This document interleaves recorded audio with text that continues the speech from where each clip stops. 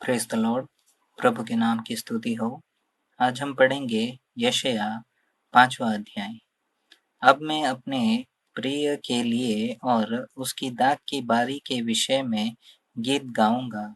एक अति उपजाऊ टीले पर मेरे प्रिय की एक दाख की बारी थी। उसने उसकी मिट्टी खोदी और उसके पत्थर बीनकर उसमें उत्तम जाति की एक दाखलता लगाई। उसके बीच में उसने एक और दाखरस के लिए एक कुंड भी खोदा। तब उसने दाख की आशा की, परंतु उसमें निकम्मी दाखें ही लगी। अब है यरूशलेम के निवासियों और है यहूदा के मनुष्यों, मेरे और मेरी दाख की बारी के बीच न्याय करो। मेरी दाख की बारी के लिए और क्या करना रह गया जो मैंने उसके लिए न किया हो? फिर क्या है कारण है कि जब मैंने दाख की आशा की, तब उसमें निकम्मी दाखें लगी। अब मैं तुमको जताता हूँ कि अपनी दाख की बारी से क्या करूँगा। मैं उसके कांटे वाले बाड़े को उखाड़ दूंगा कि वह चट की जाए, और उसकी भीत को ढा दूंगा कि वह रौंदी जाए। मैं उसे उजाड़ दूंगा, वह न तो फिर छाटी और न खोदी जाएगी, और उसमें भांति-भांति के कटीले पेड़ उगेंगे। मैं मेघों को भी आज्ञा दूंगा कि उस पर जल न बरसाए, क्योंकि सेनाओं के यहोवा की दाख की बारी इज़राइल का घराना और उसका मनभाऊ पौधा यहूदा के लोग हैं।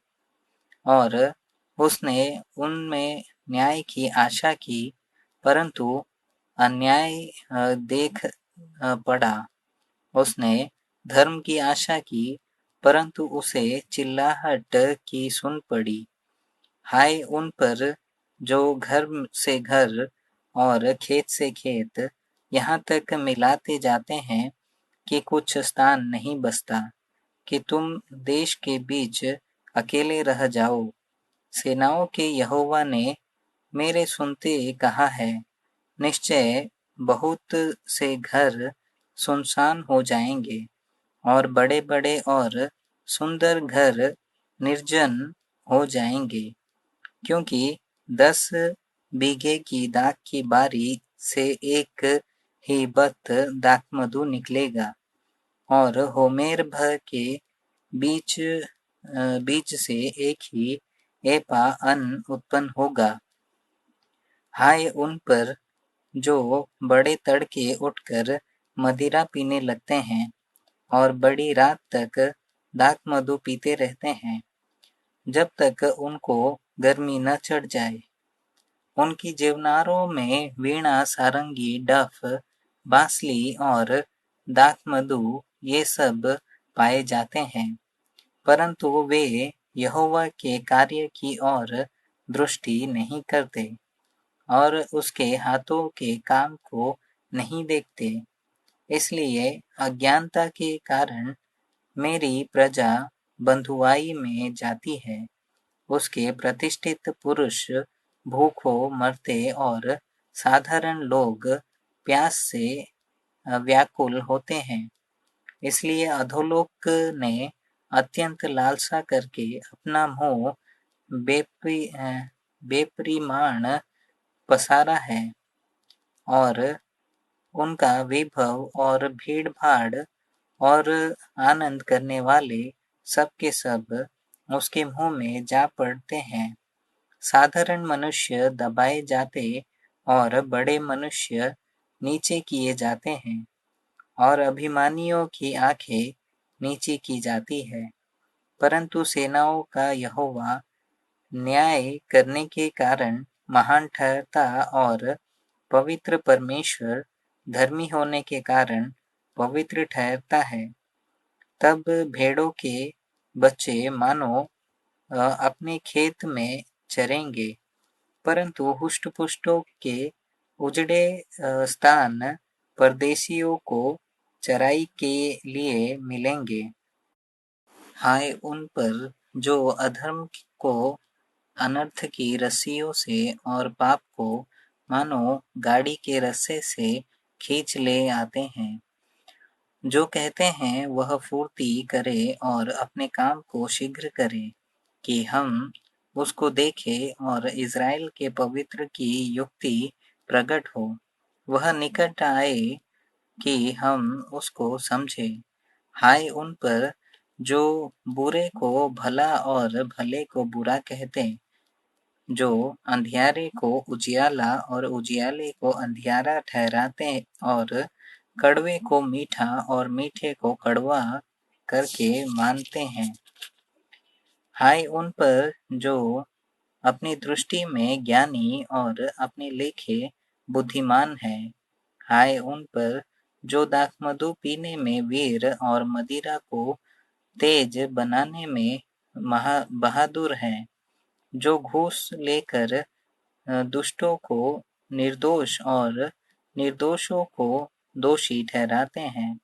इस कारण जैसे अग्नि की लौ से खूंटी भस्म होती है और सूखी घास जलकर बैठ जाती है, वैसे ही उनकी जड़ सड़ जाएगी और उनके फूल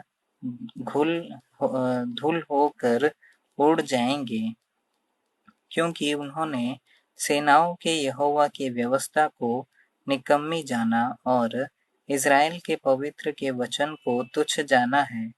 इस कारण यहोवा का क्रोध अपनी प्रजा पर भड़का है और उसने उनके विरुद्ध हाथ बढ़ाकर उनको मारा है। और पहाड़ काँप उठे और लोगों की लौथें सड़कों के बीच कूड़ा सी पड़ी है। इतने पर भी उनका क्रोध शांत नहीं हुआ और उसका हाथ अब तक बढ़ा हुआ है। वह दूर-दूर के जातियों के लिए झंडा खड़ा करेगा और सीटी बजाकर उनको भूमि की छोर से बुलाएगा। देखो, वे फुर्ती करके वेग से आएंगे। उनमें कोई थका नहीं, न कोई ठोकर खाता है। कोई ऊँघने व सोने वाला नहीं, किसी का फेंटा नहीं खुला और किसी के जूतों का बंधन नहीं टूटा। उनके तीर चोखे और धनुष चढ़ाए हुए हैं। उनके घोड़ों के खुर वज्र के से और रथों के पहिए बवंडर सरीखे हैं। वे सिंह व जवान सिंह की नाई गरजते हैं। वे गुर्राकर अहेर को पकड़ लेते और उसको ले भागते हैं और कोई उसे उनसे नहीं छुड़ा सकता।